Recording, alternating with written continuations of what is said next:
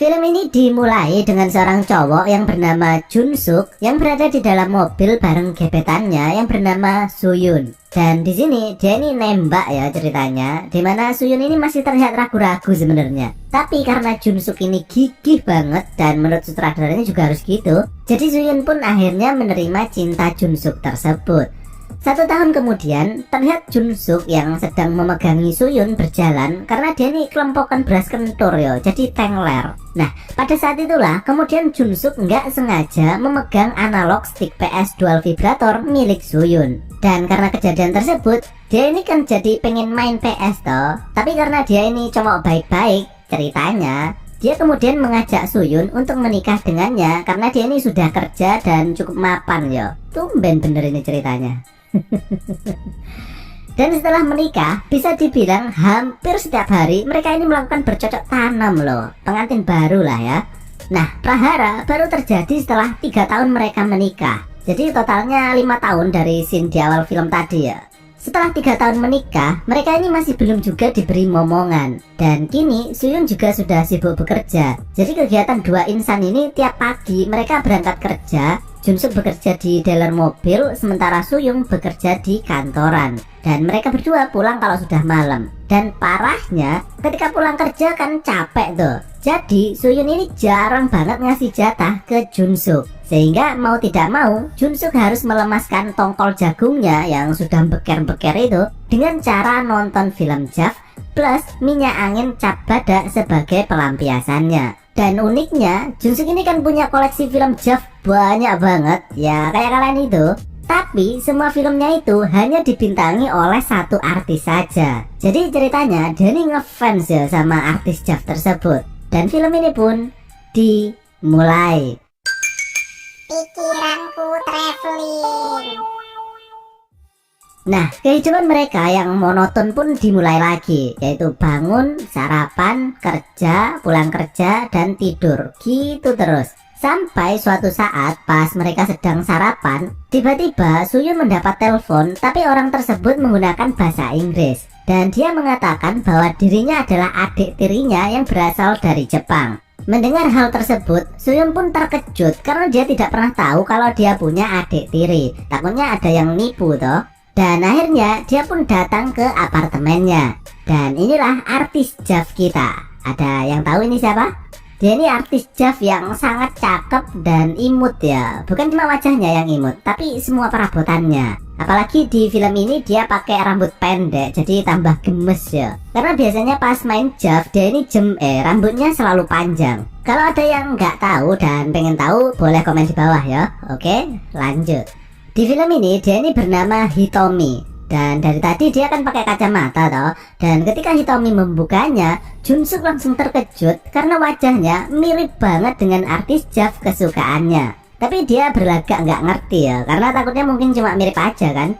Nah, Suyun kemudian mencoba mencari informasi terkait benar atau enggaknya dia ini saudara tirinya. Dan ternyata benar, ayah mereka ini sama karena dulu ayah Suyun ini kimpoi di Jepang. Dan sebelum meninggal, ayahnya mengatakan kalau Hitomi punya saudara tiri di Korea. Sehingga Hitomi langsung berusaha mencari keberadaan Suyun ini. Nah, uniknya karena mereka ini artis beda negara toh, jadi mereka ini agak repot berkomunikasinya. Hitomi tentu dengan bahasa Jepang dan sedikit bahasa Inggris, Suyun dengan bahasa Korea dan sedikit bahasa Inggris, sementara Jun Suk cuma bisa bahasa Korea dan nggak bisa bahasa Inggris apalagi Jepang. Nah, setelah mengkonfirmasi bahwa Hitomi ini adalah adiknya, kemudian mereka pun mengajaknya makan malam. Sementara Jun Suk yang dari tadi nggak kedip ngeliatin Hitomi, karena dia ini mencoba mencerna informasi apakah matanya ini telah menciptakan halusinasi karena Hitomi ini mirip banget dengan artis Jav favoritnya. Sampai kemudian dia masuk ke kamar mandi untuk mengamplas, enggak deng, untuk melihat foto artis Jav yang dimaksud. Dan di sini Hitomi mengatakan bahwa dia akan tinggal di Korea selama 1 bulan karena sedang liburan ya. Keesokan harinya mereka pun mengajaknya jalan-jalan plesiran ke kota sambil belanja sempak berbagai rasa. Bisa kalian bayangin nggak kalau dia pakai ini kayak apa? Jangan dibayangin ya, ntar rusak otak kalian.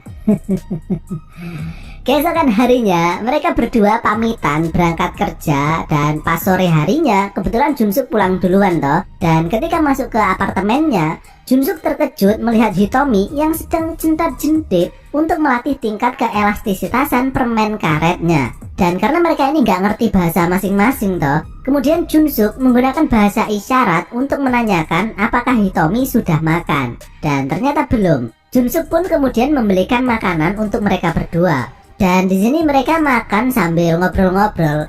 Sebenarnya nggak bisa dibilang ngobrol juga sih.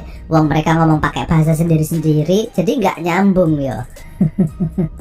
Tapi uniknya, pas waktu yang dibahas adalah penggenjotan, tembok pembatas yang dinamakan bahasa seolah-olah tidak berarti apa-apa. Buktinya pas Junsuk mengatakan nama artis Jav yang mirip dengan Hitomi, kemudian Hitomi kaget dan dia pun mengaku kalau sebenarnya artis Jav tersebut memang beneran dia. Junsuk kemudian senang banget yo dan mengatakan bahwa dia ini adalah fans beratnya dan dia pun langsung memeluk Hitomi. Tapi Hitomi meminta agar dia merahasiakan pekerjaannya tersebut kepada Suyun. Dan karena Junsuk ini ngefans banget, dia sadar kalau ternyata barang aslinya itu lebih mantap daripada di video.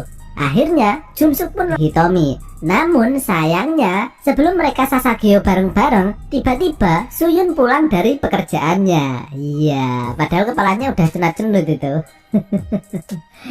Keesokan harinya terlihat Junsuk yang depresi atas bawah. Ya gimana gak depresi, udah istrinya gak pernah ngasih jatah, terus pas mau investasi ke Hitomi malah gak jadi. Akhirnya dia niat untuk pulang kerja lebih awal. Dengan semangat 45, dia cepet-cepet itu menuju ke apartemennya. Tapi ternyata Suyun justru pulangnya lebih duluan. Dan seketika itu juga Junsuk jadi loyo.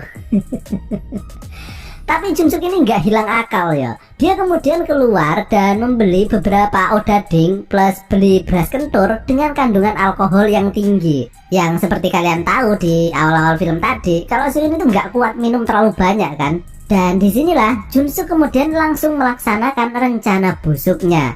Tapi sebelum dia berhasil melakukan perjalanan ke dalam goa, tiba-tiba istrinya tadi terbangun, tapi dia nggak sadar ya, karena dia ini mual karena kebanyakan minum. Dan rencana brilian Junsuk pun akhirnya gagal lagi. Apes. Tapi dia ini nggak nyerah loh ya. Keesokan harinya Junsuk berpura-pura sakit, jadi dia nggak perlu lagi masuk kerja ya. Dan disinilah akhirnya dia bisa tinggal berduaan dengan Hitomi.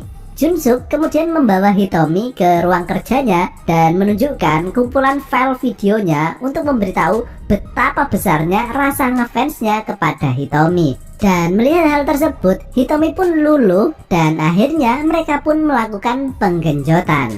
Akhirnya para penonton tepuk tangan itu, tepuk kaki wes, karena tangannya kayaknya pada sibuk semua itu. Tapi setelah kejadian itu, Suyun kemudian sadar bahwa kayaknya mereka ini jarang banget melakukan penggenjotan. Dan akhirnya Suyun pun kembali memulai tingkah nakalnya untuk meningkatkan persentase keberhasilan penanaman bibit untuk penghijauan. Jadi kini hidup Junsuk bisa dibilang mulai berubah ya. Apalagi Hitomi ini kadang berani banget loh masuk ke kamar Junsuk padahal lagi ada istrinya itu. Sehingga kalau di rata-rata Junsuk ini bisa bercocok tanam sekitar 3 kali sehari. Udah kayak minum obat loh. Ini yang bikin resep pasti Dokter Boyke. Jadi tanpa sepengetahuan Suyun, kini Junsuk bisa menikmati 2 buah bikang anget sekaligus untuk asupan nutrisi batang setiap harinya. Dan film ini pun berakhir.